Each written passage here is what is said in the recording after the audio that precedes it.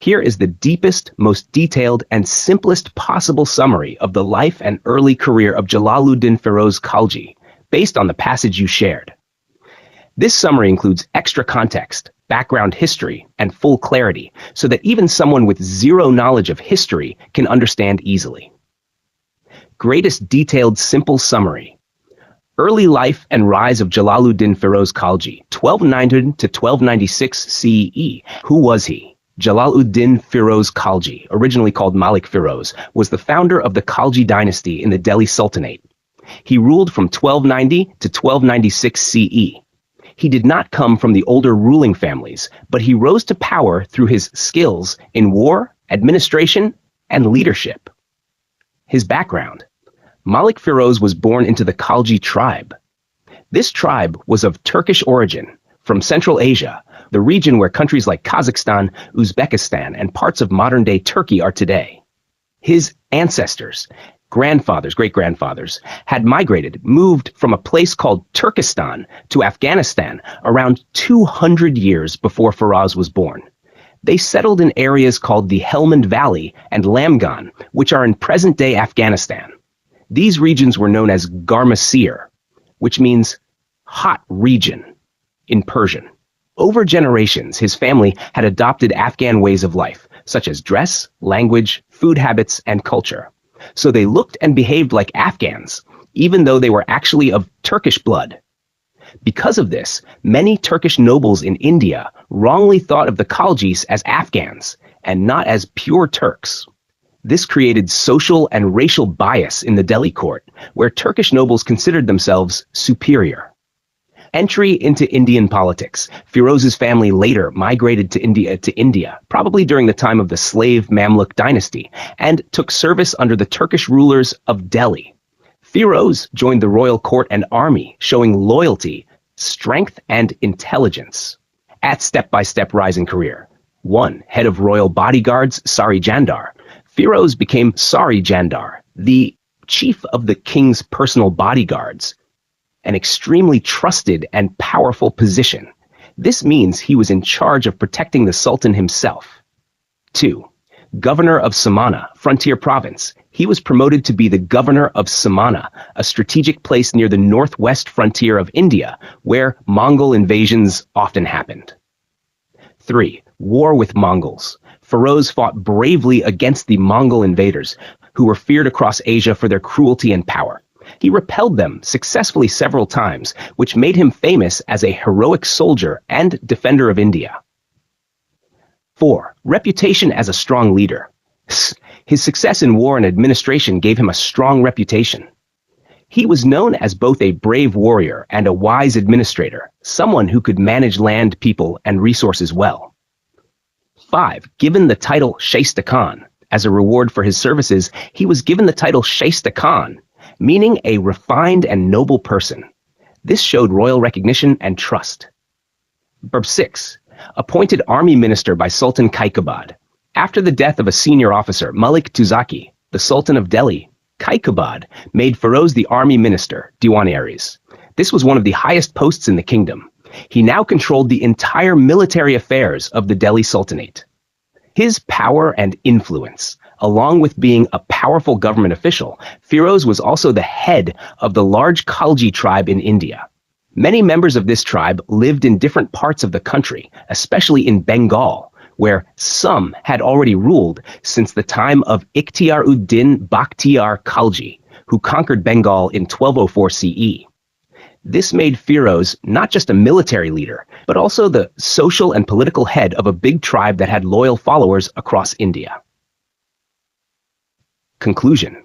Why this is important. By the time Firuz became army minister, he was the most experienced leader in Delhi, respected by many soldiers and nobles, head of a large and powerful tribe, successful in defending India from Mongols, admired as a wise, brave, and able administrator. All these made him stronger than the Sultan himself and prepared the way for him to take the throne and become the first ruler of the Khalji dynasty. Final, super simple takeaway. Jalaluddin Firuz Khalji came from a Turkish tribe that had lived in Afghanistan for centuries. People mistakenly thought he was Afghan, but he was Turkish by origin. His family moved to India and served the Delhi sultans. He worked hard, fought bravely, and rose in power, from guard leader to governor to army chief. He earned respect, titles, and followers across India. By 1290 CE, he was the most powerful man in Delhi, ready to start his own rule. Would you like me to now explain how he became sultan, or should I summarize the Khalji dynasty's major achievements next?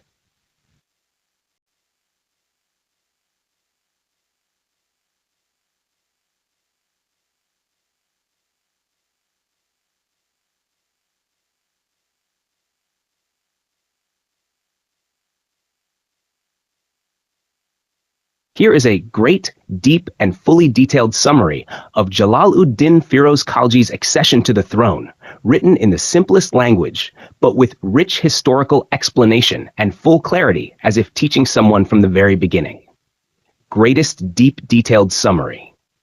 How Jalaluddin Firuz Khalji became Sultan, 1290 CE. Background. In the late 1200s, the Delhi Sultanate was facing internal problems. The Mamluk slave dynasty rulers, especially Sultan Kaikubad, had become weak and careless. Turkish nobles still held most of the power, but there were many others, like Afghans or mixed groups, rising in the army and government. One of them was Malik Firuz, who belonged to the Khalji tribe, a group originally Turkish but had lived in Afghanistan for generations and adopted Afghan culture. Many Turkish nobles looked down on them and saw them as outsiders or non-Turks, even though they were brave, skilled, and loyal. Tension in the court. After being made army minister by Sultan Kaikubad, Malik Firuz gained a lot of influence and military power. This made the old Turkish nobles very nervous and angry. Two powerful nobles, Malik Aydamar, called Kachan, and Malik Surka, led a group of Orthodox Turkish nobles who believed that only Turks should rule and hold power. Kachan was Amiri Hajib, head of palace guards. Surka was Barbak, a top-ranking noble or general. These men planned to remove Firuz from power and expel or kill all non-Turkish officers so they could restore Turkish control over the Sultanate.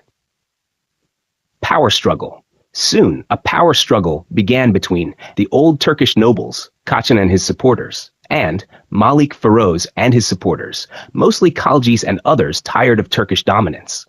The two sides fought politically and perhaps even violently. In this intense court rivalry, Firuz emerged as the winner. He had Kachan killed, scared his followers, and ended the power of the old Turkish elite.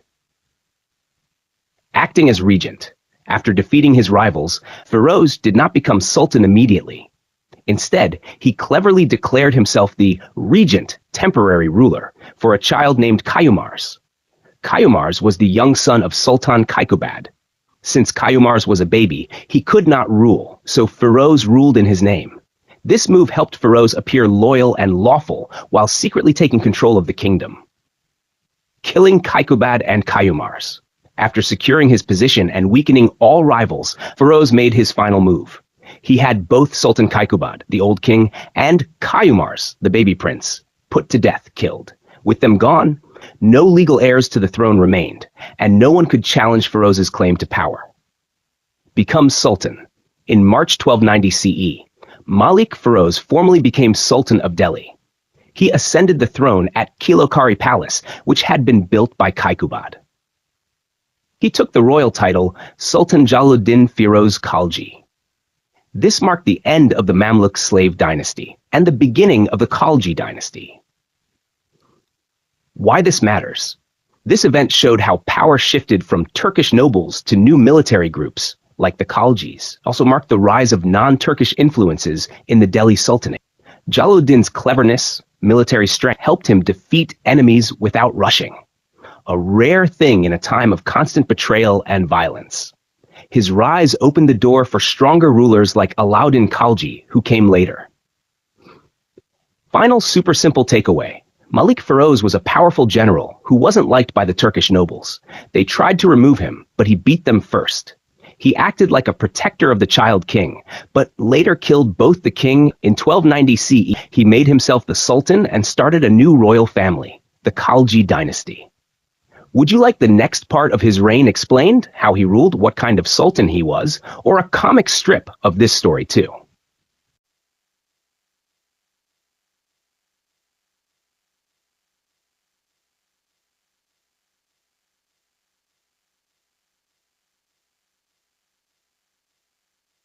Absolutely. Here's a great, deeply detailed yet very simple summary of the passage on Jalaluddin Feroz Khalji's unpopularity as sultan. Summary. Why was Sultan Jalaluddin Feroz Khalji unpopular? Even though Jalaluddin Feroz became Sultan of Delhi in 1290 CE, he was not popular, neither with the Turkish nobles nor with the people of Delhi. This was unusual because he had a strong background as a successful military leader. But several clear reasons explain why people didn't support him. 1. He was very old when he became king. Jalaluddin was 70 years old when he took the throne. People thought he was too old to handle the demands of ruling a large and powerful empire. His age also brought some strange habits or behaviors, which made it hard for others to admire or trust him as a strong ruler. 2. He was from the Khalji tribe, not the ruling Turkish group. Jalaluddin belonged to the Khalji tribe.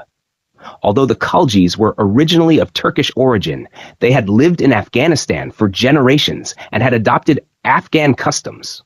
Because of this, many Turkish nobles wrongly believed that the Khaljis were not real Turks. This made them say, he doesn't deserve to be king. 3. The throne had been held by Turkish rulers for 84 years. Before Jalaluddin, Delhi had been ruled by the Ilbari Turks, also called the Mamluk or slave dynasty, for 84 years. People were used to Turkish kings and saw them as the only ones who had the right to rule. So when someone from a different background, like Jalaluddin, became king, they thought it was wrong or improper. 4. He was too mild, gentle, and generous. Jalaluddin had a very soft and kind personality. He was known to be generous, forgiving, and not strict like previous rulers. But people believed that a king should be serious, proud, and strong. Because Jalaluddin lacked this royal dignity, many nobles and people thought he was unfit for kingship. 5. His followers, especially young Khaljis, were too ambitious. Even if Jalaluddin himself was kind and honest, many of his younger followers, especially from the Khalji group, were very ambitious. These young men wanted more power and were seen as aggressive and greedy. This made the Turkish nobles and other powerful groups feel worried and suspicious. People thought, these Khaljis might try to take over everything. Final simple conclusion. Jalaluddin Feroz Khalji was unpopular as Sultan of Delhi because he was too old. He belonged to a non-Turkish looking tribe. He lacked the royal pride and power people expected in a king. And his young supporters seemed greedy and dangerous. Even though he had served bravely as a general and protected India's borders before becoming king, people did not accept him as a rightful or capable ruler, which made his early reign very difficult. Would you like a comic strip of this summary? Or want to continue with what Jalaluddin did after becoming sultan?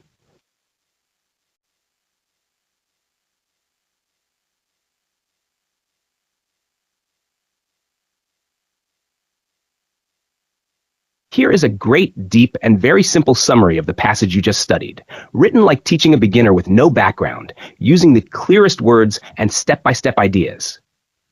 Great detailed summary. Jalaluddin Feroz Khalji's unpopularity, Kilakari, and rising rebellion.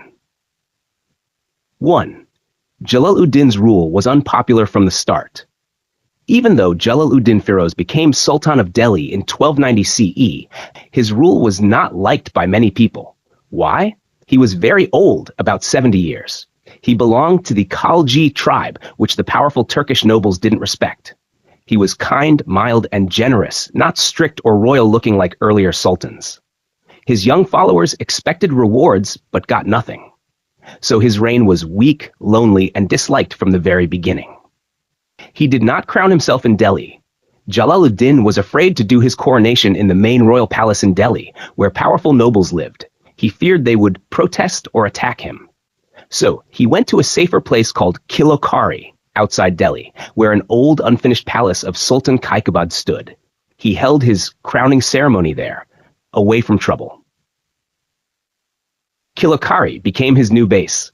Jalaluddin lived in Kilokari for about 1 year. He completed the half-finished palace and told his officials to build homes nearby.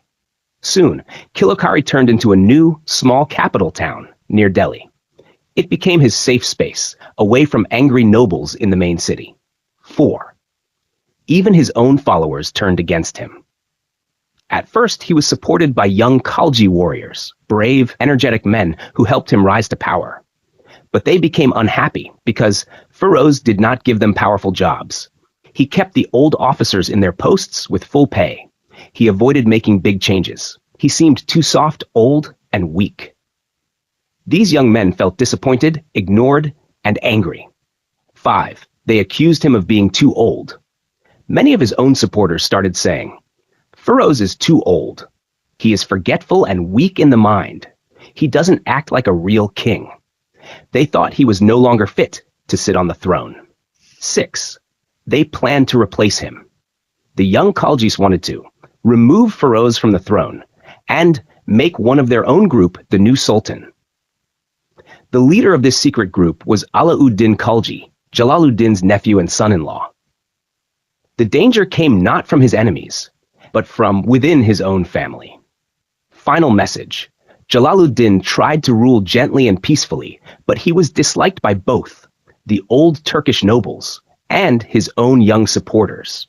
He was too mild, too old, and too slow to reward ambition. So people lost trust in him. His nephew Alauddin Khalji became the leader of the angry group that wanted a stronger, younger sultan. And this would soon lead to a major turning point in history. Would you like a visual comic strip of this summary now? Or shall we continue to the next big event? Alauddin Khalji's plan to overthrow Firuz.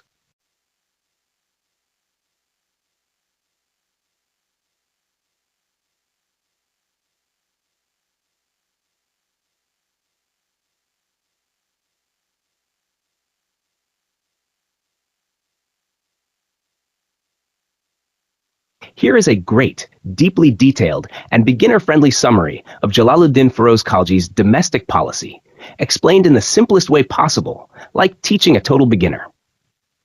Detailed summary. Domestic policy of Jalaluddin Firuz Khalji, 1290 to 1296. 1. He did not make big changes in government. Jalaluddin Firuz kept most of the old officers from the earlier rulers. He did not remove the Turkish nobles who had served Balban or Kaikubad. He wanted to avoid upsetting powerful people by suddenly changing things.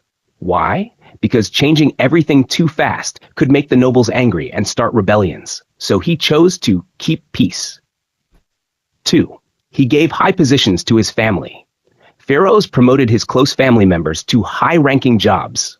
His eldest son Mahmud was given the title Khani Khan, a very high honor. His second son became Arkali Khan. His third son became Qadr Khan. His younger brother was made army minister, Arazi Mamalik, with the title Yagrus Khan. His two nephews, Alauddin Khalji and Almas Beg, were also given honors and rewards. A close relative, Malik Ahmad Chap, was made Amir-i-Hajib, in charge of royal ceremonies. Why did he do this? He wanted to reward his loyal family, gain trust, and build a support group within his own clan, the Khaljis. 3. He followed a policy of peace and kindness. Jalaluddin wanted to rule without war, without killing, and without cruelty. He was peaceful, merciful, and humane. His goal was to unite the nobles and people, not fight them. Why was this important? Because Delhi had seen many violent power struggles.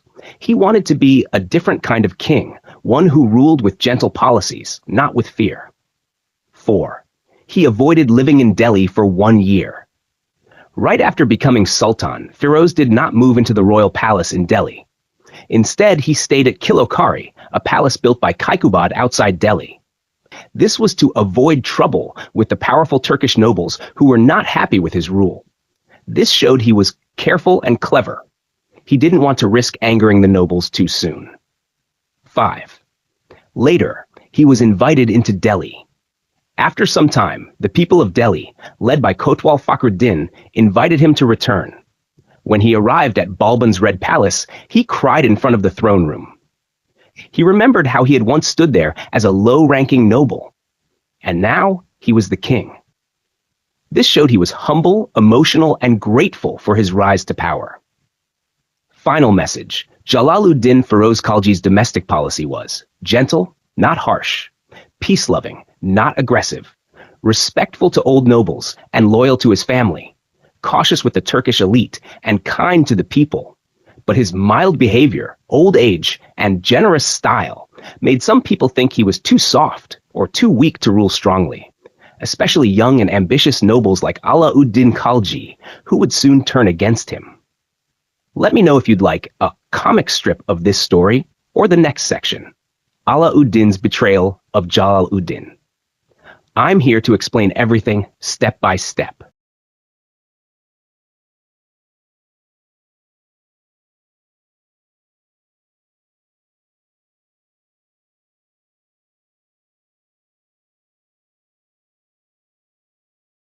Here is a great, deeply detailed summary of the episode where Malik Chaju rebelled during the reign of Jalaluddin Firuz Khalji, writ simplest, clearest language, perfect for a beginner with no prior knowledge. Detailed summary. The Rebellion of Malik Chaju, 1291 CE. Who was Malik Chaju? Malik Chaju was the nephew of Sultan Balban, the powerful ruler who ruled before Jalaluddin.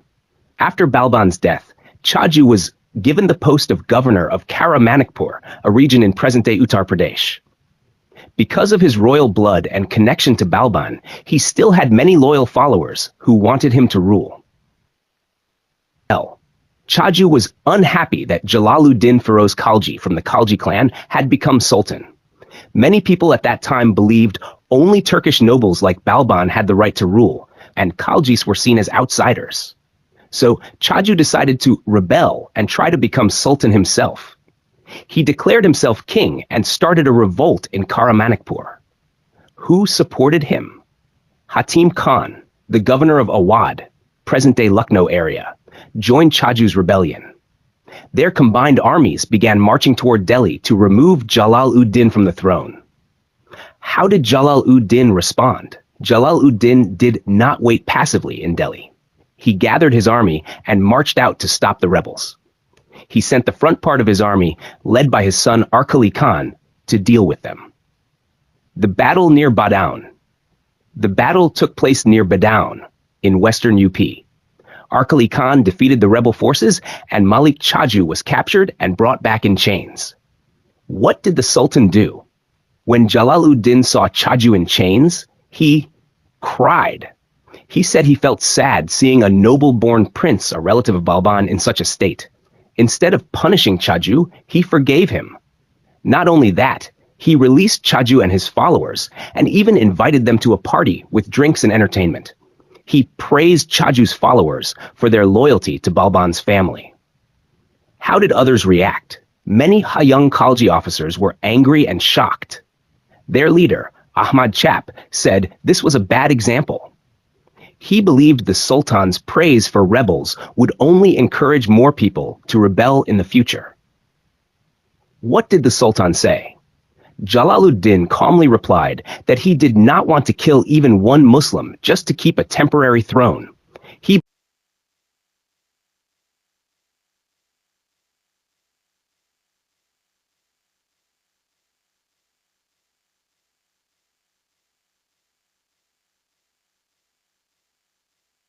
Here is a great, deeply detailed summary of the episode where Malik Chaju rebelled during the reign of Jalaluddin Firuz Khalji, writ simplest, clearest language, perfect for a beginner with no prior knowledge. Detailed summary. The Rebellion of Malik Chaju, 1291 CE. Who was Malik Chaju? Malik Chaju was the nephew of Sultan Balban, the powerful ruler who ruled before Jalaluddin. After Balban's death, Chaju was given the post of governor of Karamanikpur, a region in present-day Uttar Pradesh.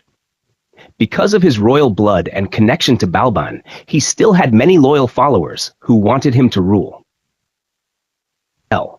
Chaju was unhappy that Jalaluddin Feroz Khalji from the Khalji clan had become sultan. Many people at that time believed only Turkish nobles like Balban had the right to rule, and Khaljis were seen as outsiders. So Chaju decided to rebel and try to become sultan himself. He declared himself king and started a revolt in Karamanikpur. Who supported him? Hatim Khan, the governor of Awadh, present-day Lucknow area, joined Chaju's rebellion. Their combined armies began marching toward Delhi to remove Jalaluddin from the throne. How did Jalaluddin respond? Jalaluddin did not wait passively in Delhi. He gathered his army and marched out to stop the rebels. He sent the front part of his army, led by his son Arkali Khan, to deal with them. The battle near Badaun. The battle took place near Badaun, in western UP. Arkali Khan defeated the rebel forces, and Malik Chaju was captured and brought back in chains. What did the Sultan do? When Jalaluddin saw Chaju in chains, he cried. He said he felt sad seeing a noble-born prince, a relative of Balban, in such a state. Instead of punishing Chaju, he forgave him. Not only that, he released Chaju and his followers, and even invited them to a party with drinks and entertainment. He praised Chaju's followers for their loyalty to Balban's family. How did others react? Many young Khalji officers were angry and shocked. Their leader, Ahmad Chap, said this was a bad example. He believed the Sultan's praise for rebels would only encourage more people to rebel in the future. What did the Sultan say? Jalaluddin calmly replied that he did not want to kill even one Muslim just to keep a temporary throne. He believed forgiveness and mercy were more important than bloodshed. What happened next? Chaju was not punished, but he was sent away under the custody of Arkali Khan. Arkali was now made governor of Multan in present-day Pakistan. The region of Karamanikpur, which was taken from Chaju, was given to Alauddin Khalji, the Sultan's nephew. Why was this important?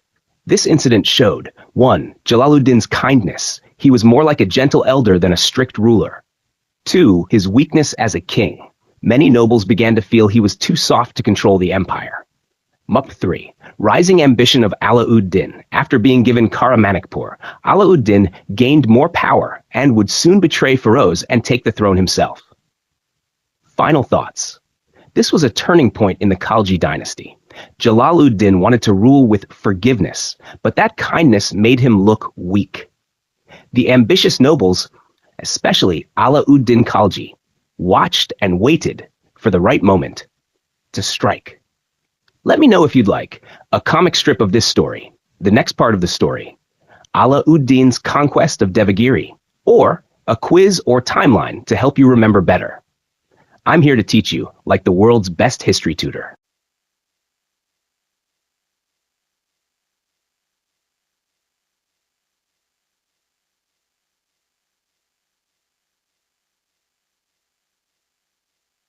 Here is a great, deeply detailed summary of this event from Jalaluddin Feroz Khalji's reign, written in the most simple and clear language, like teaching a total beginner. Every part is explained with added background so you can understand the full meaning and importance. Deep, detailed summary. Feroz Khalji's extreme kindness, the Sidi Mala incident, and the famine that followed. 1. Feroz Khalji's policy of kindness. Jalaluddin Feroz Khalji was known for being kind, soft, and forgiving. His personal rule was, I will try to avoid killing or punishing people, even if they are criminals. This policy is called a policy of leniency. Leniency equals softness or mercy. Example, if a king catches a thief or a gang, instead of putting them in jail, he just forgives them and sets them free. 2. The case of the Thags, robbers. A group of Thags, dangerous robbers, was caught in Delhi. One thug gave secret information which helped arrest about 1,000 more thugs from the same gang. Even after catching this huge group, Feroz did not punish them. Instead, he put them on boats, sent them by river to Bengal, far away in the east, and released them there. Why this is important? This shows how extremely forgiving Feroz was. But many people, including his officers, felt he was being too soft and that such mercy could be dangerous. 3. The Sidi Maula incident, the only time Firuz was harsh. Who was Sidi Maula? Sidi Maula was a popular religious leader and a disciple of the famous Sufi saint Sheikh Farid. He had many followers, was known for his generosity, and often gave lavish feasts. He was respected, powerful, and very popular among the common people. What was the issue? There were rumors of a secret plot. Some nobles planned to marry a princess, daughter of a former sultan, to Sidi Maula. After that, they would try to make him the king. This plot worried Sultan Firuz. It seemed that Sidi Maula wanted to become the next ruler, or was at least a threat to the throne. What did Firuz do? He arrested Sidi Maula and his main followers. When they were brought to him, Firuz had a heated argument with the Maula. He got very angry and, in a rare moment of harshness, ordered Sidi Maula's execution. How was Sidi Maula killed? A fanatic, an extremely religious man who disliked Sidi Maula's beliefs, attacked and killed him. First, he slashed him with a razor, then stabbed him with a packing needle. Finally, his body was trampled under an elephant's feet. This kind of execution was very violent, meant to insult and totally destroy the saint's image. 4. Aftermath, natural disaster and people's beliefs. What happened after the killing? Soon after Sidi Maula's death, a huge dust storm hit Delhi. The monsoon rains failed, which meant no crops could grow. This caused a terrible famine, a time when people have no food. How bad was the famine? Food prices went extremely high. For example, 1 seer, around 1 kilogram of grain, cost 1 jital, a small coin, very expensive at the time. Many people starved. Some people were so desperate and hopeless that they jumped into the Yamuna River to die. What did people believe? The people believed the famine and storm were caused by the curse of Sidi Maula. They thought, God is punishing Delhi because the Sultan killed a holy man. This belief was superstitious, not based on science, but on fear and religion. 5. Final lessons and meaning. This story tells us, 1. Firuz Khalji believed in kindness, even for dangerous people like robbers. 2. But when he felt threatened by a holy man, he chose violence instead of forgiveness. A total change from his usual behavior. 3. After this, a natural disaster, famine, made things worse. 4. People started to blame Firuz for angering God by killing Sidi Maula. 5. The event damaged the image of the Sultan and made his rule seem unlucky and cursed. Key takeaway. Firuz Khalji ruled with too much kindness, so much that criminals were often forgiven. But when he turned harsh just once, by killing a popular saint, everything went wrong. Public anger, storms, famine, and people dying. It shows how mercy and power must be balanced, and how religious leaders had great influence in medieval India. Would you like a comic strip of this episode? Memory trick or quiz to help remember it? Timeline of Firuz Khalji's rule? Let me know. I'm here to help you learn history better than anyone else ever could.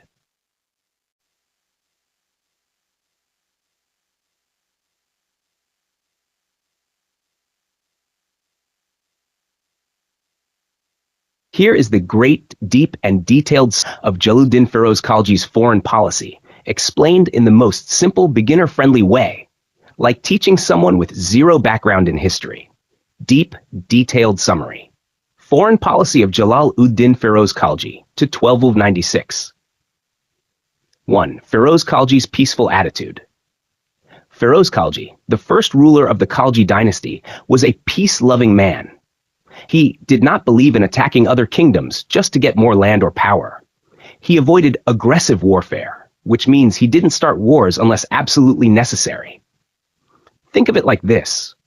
While other kings wanted to conquer everything around them like Alauddin or Muhammad Ghori, Firuz just wanted to rule peacefully and protect his existing empire. 2. He only led 2 military campaigns. In his entire reign, Firuz led just 2 foreign expeditions, military campaigns. These were against Ranthambore, 1290 CE, against Mandawar, 1292 CE. Why so few? Because Firuz preferred diplomacy and mercy over violence. He didn't want to waste lives or cause suffering. 3. Campaign against Ranthambore, 1290. Ranthambore was a strong fort in present-day Rajasthan. It was ruled by brave Rajput Chauhans. Firuz himself went to lead the army. He didn't send generals. The Chauhans resisted strongly. They defended the fort bravely. What happened? Firuz realized he could not win, so he called off the war and returned to Delhi. He said, "I care more about saving my Muslim soldiers' lives than capturing this fort." Result? Ranthambore remained independent. Firuz only managed to capture a smaller district called Jain, where he destroyed temples, broke religious idols. This was a common war practice in those days, especially to show dominance. 4. Campaign against Mandawar, 1292. Mandawar was a region that once belonged to the Delhi Sultanate, but the Rajputs had captured it back. Firuz sent an army in 1292 to recover the lost land. What happened? This time, Firuz was successful. His army defeated the Rajputs and reclaimed Mandawar. This was not a new conquest. He simply restored an old part of Delhi's empire. 5. Key features of his foreign policy. Limited warfare. He didn't fight many wars, only 2, and very cautiously. Avoided unnecessary bloodshed. He withdrew from battles when he felt they would cause too many lives to be lost. Moral reasoning. He believed that human life was more valuable than land or forts. Gentle and soft approach, even in same kindness as in domestic affairs. No lasting military achievements. He was not a great conqueror. His foreign policy didn't expand the empire much. 6. Conclusion. A peaceful ruler in a violent age. Firuz Khalji stands out in history as a rare kind of king. A man who avoided war when possible, put peace and mercy first, and did not chase after glory through bloodshed. In an age when most rulers wanted to expand their kingdoms by force, Firuz cut tensions. But because of this, he was also seen by many, especially warriors and young nobles, as too weak or unfit to rule a powerful empire. Final takeaway. Aspect Firuz Khalji's foreign policy. Style. Peaceful, non-aggressive, wars fought, only 2, Ranthambore, Mandawar. Successes. Only Mandawar was regained. Failures. Could not capture Ranthambore. Reason for peace. Valued soldiers' lives over land. Result. Stable rule but no expansion. Would you like a comic strip version of this? A mnemonic trick to remember it? A map and timeline to visualize these campaigns? I'm ready to help however you like.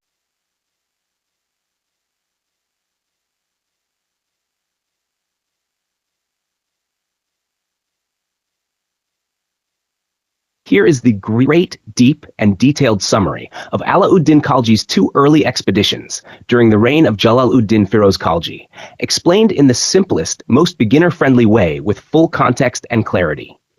Deep, detailed summary. Alauddin Khalji's 2 expeditions, 1292 to 1294. 1. Background context.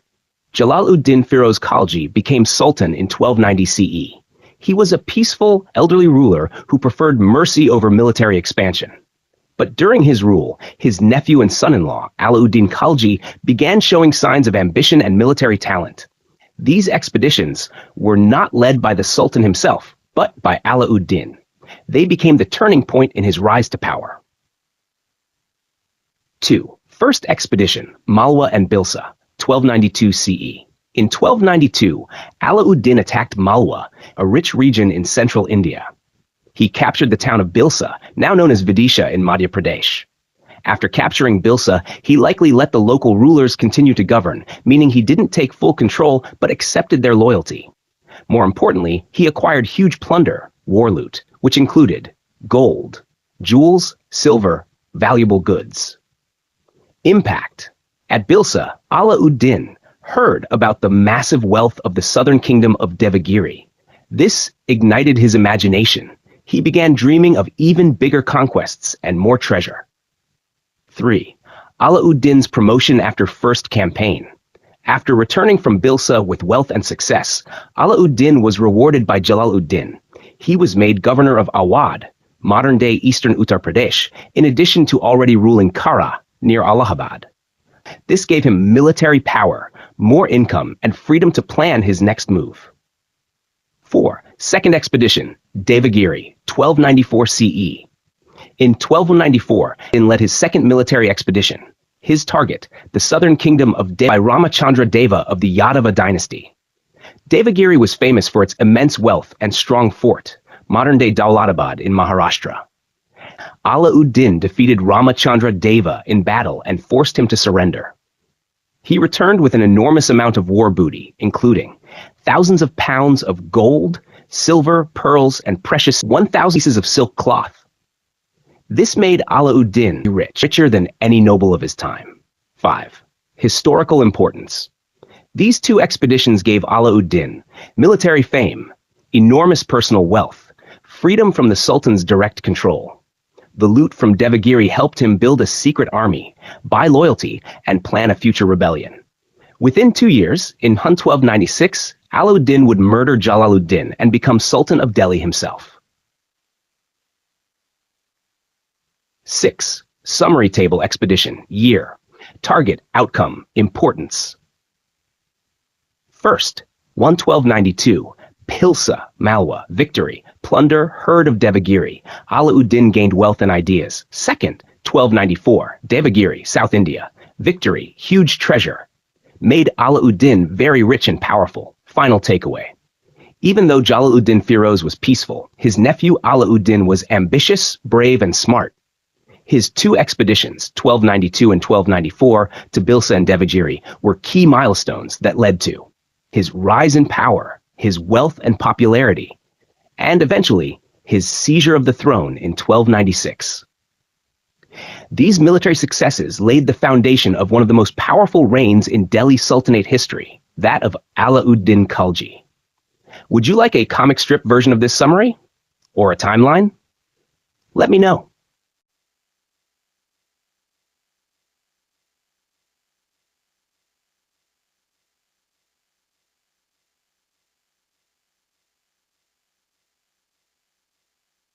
Here is a great, deep, and detailed summary of the episode titled The New Muslims, from the reign of Sultan Jalaluddin Firuz Khalji, R. 1290 to 1296, explained in very simple and clear English, with full background, meaning, and clarity, perfect for beginners. Deep, detailed summary. The New Muslims and the Mongol Invasion, 1292 CE. Background. During the rule of Jalaluddin Firuz Khalji, Delhi was mostly peaceful. But in 1292 CE, a major threat came from outside, the Mongols. 1. The Mongol invasion, a huge Mongol army, said to be 1.5 lakh soldiers, 150,000 men, invaded Punjab, a northwestern part of India. This army was led by a grandson of Hulagu Khan, who himself was a grandson of Genghis Khan, Changiz Khan, the most feared Mongol leader in history. The Mongol army reached the town of Sunam, which was dangerously close to Delhi. Why this was serious? The Mongols were known for destruction, looting, and cruelty. They had destroyed Baghdad in 1258. Many Delhi rulers feared these repeated Mongol attacks. 2. Sultan Firuz takes action. Even though Sultan Firuz was old and known for being gentle, he did not run or wait. He quickly gathered his army and marched to face the Mongols. He fought a brave and strong battle and defeated the Mongols. This victory was important because it saved northern India from Mongol destruction. It showed that the Sultan could still defend the kingdom. 3. Merciful treatment of the enemy. After losing, the Mongols surrendered and asked for peace. Unlike some kings who might kill their enemies, Firuz showed mercy. He allowed the Mongols to return to their homeland peacefully. This was rare at that time. Most kings took revenge, but Firuz believed in saving lives, not shedding blood. 4. The story of Ulugh, a Mongol nobleman. One Mongol prince named Ulugh was deeply impressed by Sultan Firuz's kindness and justice. Ulugh decided to stay back in India instead of going home. He accepted Islam. He became a Muslim by faith. He entered the service of the Sultan, maybe as an official or military officer. He settled down in Delhi and started a new life. 5. Marriage alliance, a symbol of peace. To make this bond even stronger, Sultan Firuz gave his daughter in marriage to Ulugh. This marriage showed trust, peaceful cooperation, that the Mongols were no longer enemies. In royal politics, marriage was often used to turn enemies into family. 6. Who were the new Muslims? Ulugh and the other Mongols who converted to Islam and settled in Delhi were called New Muslims. This title meant they were newly converted. They were welcomed to the Muslim society even though they were foreigners earlier.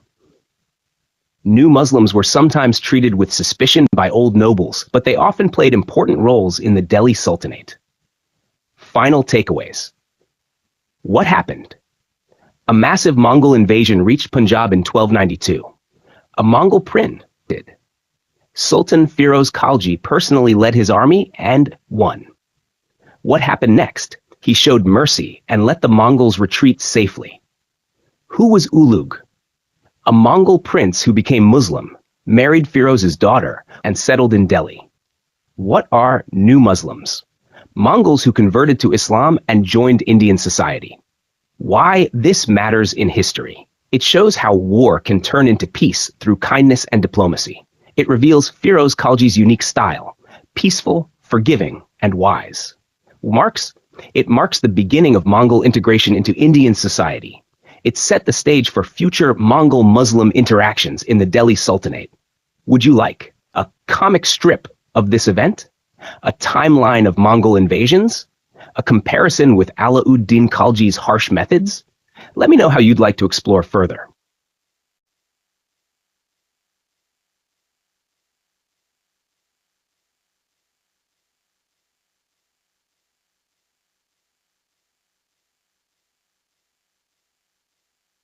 Absolutely. Here is a great, deep, and very detailed summary of the events leading to the death of Jalaluddin Firuz Khalji, written in the simplest language with extra clarity, as if teaching a total beginner. Detailed summary. The death of Jalaluddin Firuz Khalji, Gentin. Jalaluddin Firuz Khalji was the first ruler of the Khalji dynasty in Delhi. He was an old man, known for being kind, gentle, forgiving, and often too trusting. He ruled with a soft heart and did not believe in harsh punishment or bloodshed. Who was Alauddin? Alauddin Khalji was Jalaluddin's nephew and also his son-in-law. He had married the Sultan's daughter. He was young, very ambitious, clever, and secretly wanted to become Sultan. After conquering Devagiri in present-day Maharashtra, he became very rich. He brought back tons of gold, silver, gems, and silk. This made him very powerful and dangerous in the eyes of the nobles. Officers warned the Sultan. Some of Jalaluddin's loyal officers began to notice that Alauddin was behaving like a future king. They warned the Sultan, saying, "Your nephew is planning to steal the throne. Stop him now before it's too late." But Jalaluddin refused to believe them. He loved Alauddin deeply and said, "He is like my son. I have given him everything. Why?" Ulugh Khan's trick. Ulugh Khan, Alauddin's real brother, played a clever game. He told the Sultan, Alauddin offered all the treasure he got from Delhi as a gift. But he also added, "He's afraid to come to Delhi because he went to Devagiri without asking you first." So Ulugh suggested, "Why don't you go to him instead?" The Sultan, still trusting his family, agreed to go. The journey to Kara. Jalaluddin left Delhi and traveled by boat to the town of Kara, near present-day Prayagraj. His army went separately, by land, under the command of Ahmad Chap. He did not take full protection with him because he thought he was going to visit a loyal family member. Alauddin's trap. Meanwhile, Alauddin prepared for betrayal. He gathered his soldiers and kept them hidden and ready near the Ganga River. He sent Ulugh Khan to invite the Sultan and make him feel welcome. This was all a trick to bring Jalaluddin into a deadly trap. What this shows, Jalaluddin was a kind ruler, but his softness made him blind to danger. Alauddin was smart, ruthless, and very ambitious. He used family love as a weapon. Ulugh Khan was a smooth-talking liar, helping his brother in the betrayal. The warnings of loyal officers were ignored, which led to a tragedy.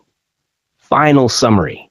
In one paragraph, Jalaluddin Firuz Khalji, the kind-hearted and trusting sultan, ignored warnings from his officers that his ambitious nephew, Alauddin Khalji, wanted to take his throne. Tricked by sweet words from Alauddin's brother Ulu Khan, the sultan decided to go meet Alauddin at Kara. Believing it was a peaceful visit, he traveled by boat with only limited protection. Meanwhile, Alauddin set a trap with his army, pretending loyalty but secretly planning murder. This heartbreaking betrayal was made possible because of Jalaluddin's innocent trust in his own family. Would you now like a comic strip, a timeline, or the next part, where the actual killing happens? Let me know. I'm ready to explain.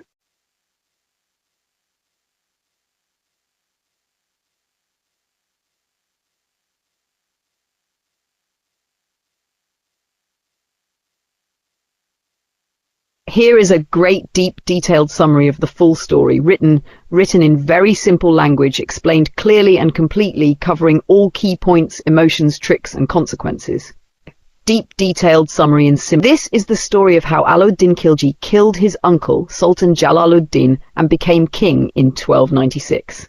It is a story filled with trickery, betrayal, false love, and a sudden rise to power. 1. The plan to betray. Alauddin Khilji had recently returned after raiding Devagiri, a wealthy kingdom in the south. He got a lot of gold, treasure, and spoils from there. He wanted to become sultan, king, but he knew he couldn't do it openly while his uncle, Jalaluddin, was still alive, so he made a the sultan by tricking him. 2. How he tricked the sultan. Alauddin and his men waited near a river. The Sultan came close with his army, wanting to meet his nephew. Ulu Khan, Alauddin's trusted man, went to the Sultan and told him, "Please don't let your army cross the river." Alauddin is scared and nervous. He might kill himself or run away. This was a lie to make the Sultan drop his guard. 3. Doubt arises but is silenced. The Sultan's courtiers, royal advisors, became suspicious. They said, Alauddin didn't even come to greet the Sultan himself. His army looks like it's ready for war. But Ulu Khan calmed them down. He said Alauddin was just busy making a feast and preparing gifts from Devagiri. The soldiers were only standing in order to give a royal welcome. 4. The Sultan's love and trust. The Sultan believed all this and ignored the warnings. He went to meet Alauddin with only a few unarmed men. When Alauddin came forward, he bowed in front of the Sultan to show false respect. Jalaluddin hugged him with love and took his hand. He walked with Alauddin towards a boat, smiling and talking sweetly. This shows how much trust and love Din had for his nephew. He saw no danger at all. 5. The sudden betrayal. At the right moment, Alauddin gave a secret signal to one of his men named Muhammad Salim. Salim took out his sword and attacked the Sultan, striking him twice. The Sultan was wounded, but still alive. He tried to run to the boat, crying out, "Alauddin, you wretch, what have you done?" But another one of Alauddin's soldiers came from behind and cut off his head. Total takeover. All of Jalaluddin's unarmed attendants were also killed. Alauddin then took the royal umbrella, a symbol of being king, and put it over his head. He proclaimed himself king, officially said, "I am the Sultan now," on 19th July 1296. 7. Spreading the news with fear. Jalaluddin's severed head was put on a spear.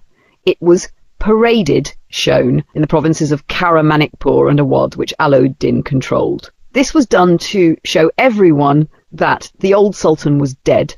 Alauddin was now the new ruler, and no one should resist him. Final understanding. Alauddin pretended to be loyal, but he was secretly ambitious and greedy for power. He fooled his loving uncle, waited for the perfect moment, and killed him without mercy. He became king through bloodshed, not honor.